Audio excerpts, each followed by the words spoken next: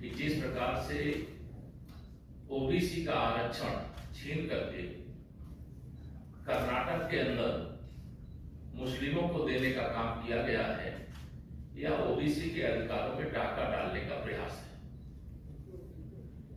Bharatiya Janata party सदा से सबका साथ सबका विकास की पक्षधर रही है। कांग्रेस का इतिहास सदैव तुष्टीकरण की घटिया घिनौनी राजनीति से भरा रहा है। जिस प्रकार से कांग्रेसी प्रधानमंत्री श्री मनमोहन सिंह जी ने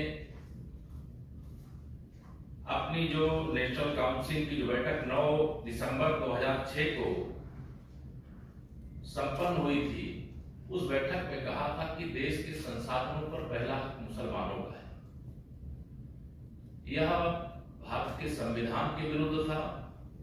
संविधान निर्माता बाबा साहब भीमराव अंबेडकर सहित संविधान सभा के सभी सदस्यों की भावनाओं के विपरीत था।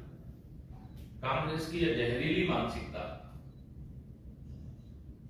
प्रारंभ काल से, मैं बाबा साहब जी का एक भाषण जो 27 अक्टूबर 1951 में उन्होंने कहा था कि पंडित जवाहरलाल नेहरू जी वो प्रधानमंत्री के रूप में, कांग्रेस के अध्यक्ष के रूप में,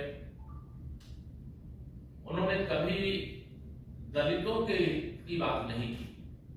जब भी वो बात करते थे तो केवल मुसलमानों के हित की बात करते थे। देश का विभाजन भी हुआ, उसका दंश देश ने झेला और बड़े पैमाने पर नुकसान भी हुआ।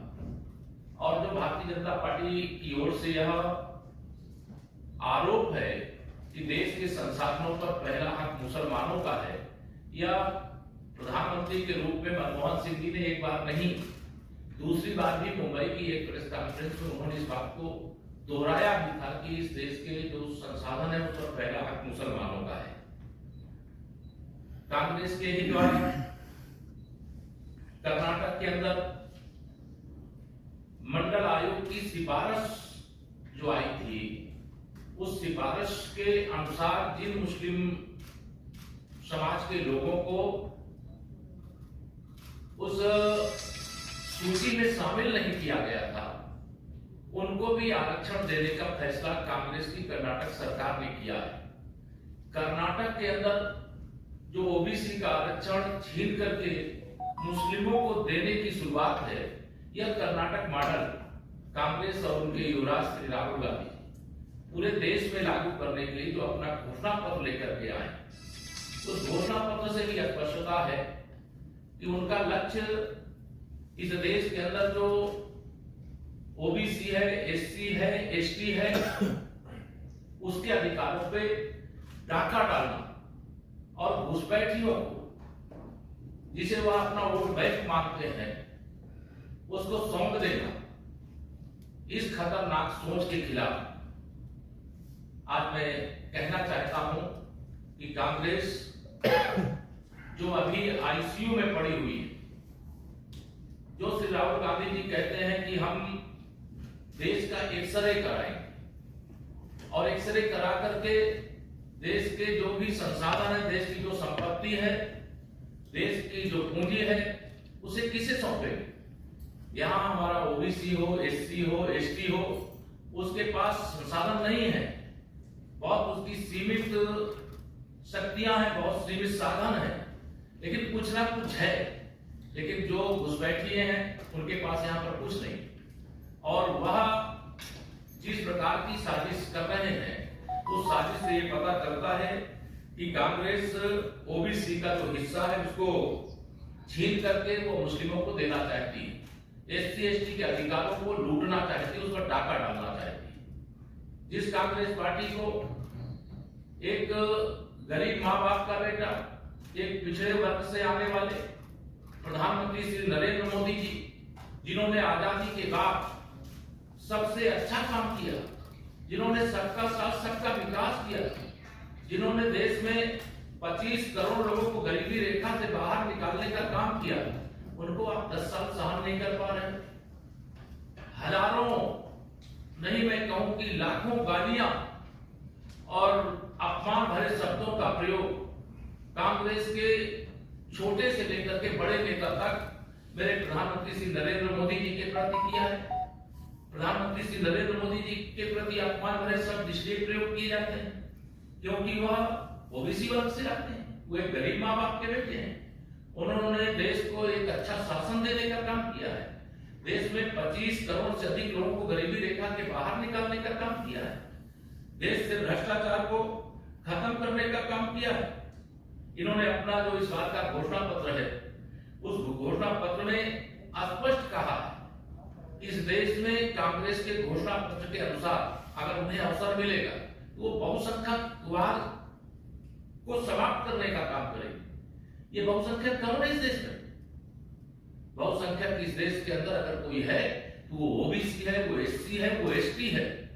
ये बहुसंख्यकवाद इतने विरोध की बात जो आप कर रहे हो, वह बहुसंख्यकवाद की शब्द की आड़ में आप पिछड़ों का, दलितों का, आदिवासियों का हक छीनना चाहते हो। यह किसी भी कीमत पर बर्दाश्त नहीं किया जाएगा।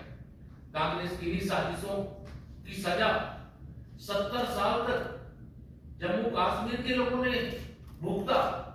वहां जो भी सामाजिक न्याय के अंतर्गत उनको न्याय मिलना चाहिए, जो एससी एसटी ओबीसी को अधिकार मिलना चाहिए, उस अधिकार से वंचित रखने का पाप और काम किसी ने किया है, वो कांग्रेस पार्टी ने किया है। कांग्रेस ने कहा है कि हम इस देश के अंदर जाति जनगणना कराएंगे। जाति जनगणना करके वो देश का एक्सरे करने का काम करेंगे।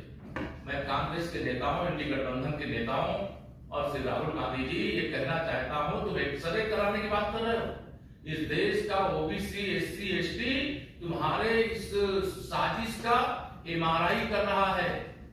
आपने जो इस देश के दलितों, पिछड़ों, आदिवासियों के साथ अन्याय किया है, उनके अधिकारों को लूटने का काम किया है, उसकी सजा आपको 2024 के ही लोकसभा चुनाव में मिलेगी। आपको इसी देश की जनता ने जिस प्रकार से आपके कारनामे थे उसकी सजा देने का काम किया है। और उस सजा का कारण एकमात्र है कि कांग्रेस ने कभी भी जो इस देश का बहुसंख्यक समाज है, एससी, एसटी, ओबीसी, उसकी सदा उपेक्षा किया है। ये कांग्रेस जन्मजात ओबीसी, एससी, एसटी की विरोधी पार्टी है।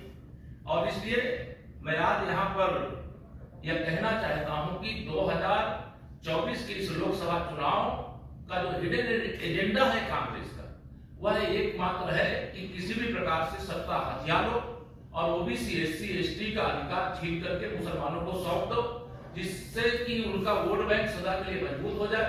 और यह बात किसी भी कीमत पर देश भी बर्दाश्त नहीं करेगा, पिछड़ा वर्ग भी बर्दाश्त नहीं करेगा, एससी, एसटी भी बर्दाश्त नहीं करेगा। और कांग्रेस को इसका जवाब देना होगा। और जो कांग्रेस के सहयोगी दल है, मैं उनको भी कहना चाहता हूं, चाहे वो उत्तर प्रदेश के अंदर हो, चाहे बिहार के अंदर हो, चाहे देश के किसी राज्य के अंदर, ये कर्नाटक के अंदर ओबीसी का आरक्षण छीन करके जो मुसलमानों को देने का एक तरह से प्रारंभ किया गया है, इस पर वह मौन क्यों है, इस पर वह जवाब दे। और उनको जवाब देना पड़ेगा, उनको हिसाब देना पड़ेगा। और अगर इस पर उन्होंने अपनी स्पष्ट राय नहीं रखी, अपना स्पष्ट विचार नहीं रखा, तो उन राज्यों के अंदर वहां का भी ओबीसी, एससी, एसटी उनसे हिसाब चुकता करेगा, कमर खिला करके हिसाब चुकता करेगा। तीसरी बार माननीय नरेंद्र मोदी जी को प्रधानमंत्री बनाकर हिसाब चुकता करेगा।